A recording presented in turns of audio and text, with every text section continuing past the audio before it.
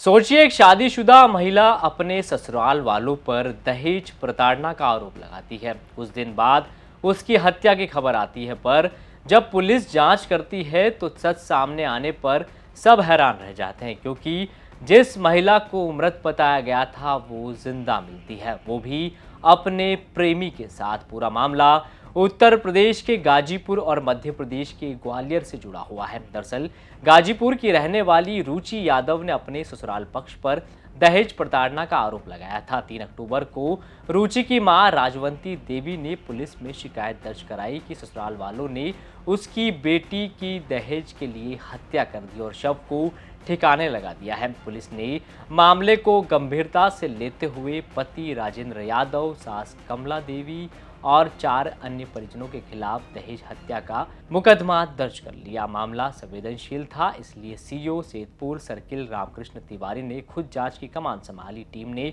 Technical surveillance और mobile trekking के जरिए खोजबीन शुरू कर दी और जो सामने आया उसने पूरी कहानी पलट दी। पुलिस ने पाया कि रुचि जिंदा है और ग्वालियर में अपने प्रेमी गजेंद्र यादव के साथ रह रही है। 7 अक्टूबर को पुलिस टीम ग्वालियर पहुंची और रुचि को बरामद किया। पूछताछ में रुचि ने चौंकाने वाला खुलासा किया। उसने बताया कि उसकी शादी राजेंद्र यादव से परिवार की मर्जी से हुई थी, लेकिन वो स्कूल के दिनों से ही गजेंद्र से प्यार करती थी। शादी के कुछ महीने बाद उसने पति और ससुराल को छोड़ दिया था और राजेंद्र के साथ ग्वालियर आकर रहने लगी थी। रुचि ने स्वीकार किया कि उसने माता पिता के दबाव में आकर ससुराल वालों पर झूठा केस दर्ज कराया था। इनके द्वारा एक प्रार्थना पत्र दिया गया है उसमें इनकी पुत्री जिनका नाम रुचि है, तो उसके पति, सास, ससुर और अन्य के साथ 6 लोगों के खिलाफ जो है दहेज हत्या का मुकदमा दिखाया गया, जिसमें कि कुछ पैसे की मांग को लेकर दहेज हत्या हमारी बेटी की कर दी गई। इसका तत्काल हमारे जनपद के श्रीमान पुलिस अधीक्षक महोदय ने तत्काल संज्ञान लिया और मेरे नेतृत्व में एक टीम बनाई गई। 2 टीमें अलग से बनाई गई, सर्विलांस टीम की मदद दी गई। सभी साक्ष्यों का अवलोकन किया गया और तत्काल लड़की की बरामदगी की गई। लड़की की बरामदगी थाना 7-8 के अंतर्गत ही की गई।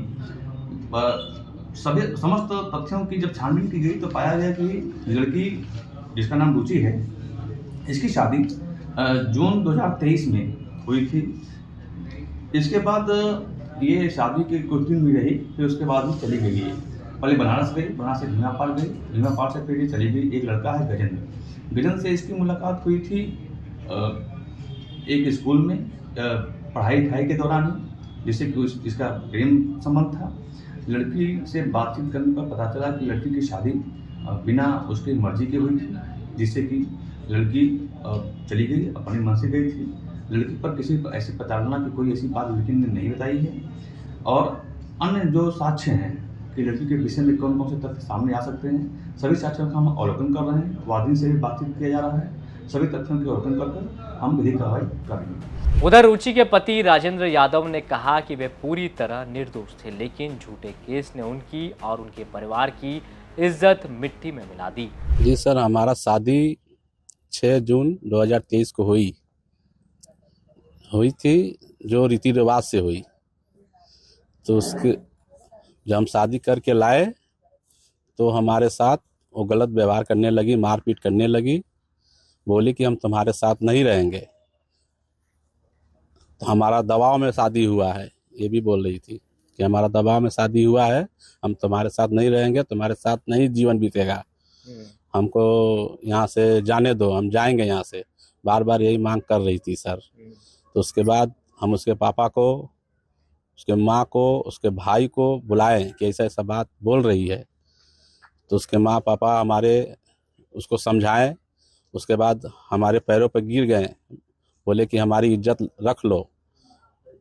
तो हम लोग उसका लाज रख के हम लोग कुछ नहीं बोले। हम लोग सोचे, बोले उसका पापा बोले कि रहते रहते रह जाएगी, संभल जाएगी। तो हम लोग भी कुछ नहीं किए सर, हम लोग भी छोड़ो जाने दो, ये सब बात उसके पापा समझा के गए।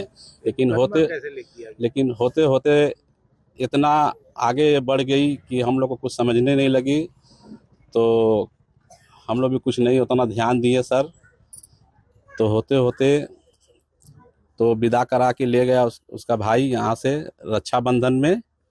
तो हम लोग भी विदा कराने का डेट रखा 17 जून को। हम लोग भी गए उसके घर, तो उसका भाई बोला कि वो तो कहीं चली गई। तो हम लोग भी बोले कि सर कि चली गई तो हमें क्यों नहीं बताया तू। तो बोला कि चली गई तो चली गई, तुम लोग जाओ यहाँ से, हमारे द्वार से तुम लोग भागो यहाँ से। हम लोग को मारने पीटने लगा। गाजीपुर से ग्वालियर तक फैले इस ड्रामा जैसे मामले ने न सिर्फ पुलिस को उलझन में डाला बल्कि समाज में भरोसे, रिश्तों और कानून के दुरुपयोग पर भी गंभीर सवाल खड़े कर दिए हैं। जहां एक और दहेज प्रताड़ना जैसी गंभीर धाराओं के गलत इस्तेमाल का मामला सामने आया, वहीं इसने ये भी दिखाया कि झूठे आरोप किसी निर्दोष परिवार की जिंदगी तबाह कर सकते। अब पुलिस के लिए अगला कदम है उन लोगों पर सख्त कानूनी कार्रवाई करना जिन्होंने झूठा केस दर्ज कराया, हत्या की झूठी कहानी गढ़ी। फिलहाल इस खबर ने सभी को चौंका दिया है कि कैसे कानून का दुरुपयोग कर रुचि ने अपनी ही मौत की कहानी गढ़ी और अपने ससुराल वालों को दहेज प्रताड़ना के केस में फंसाया। मध्य प्रदेश से जुड़ी तमाम खबरों के लिए आप देखते रहें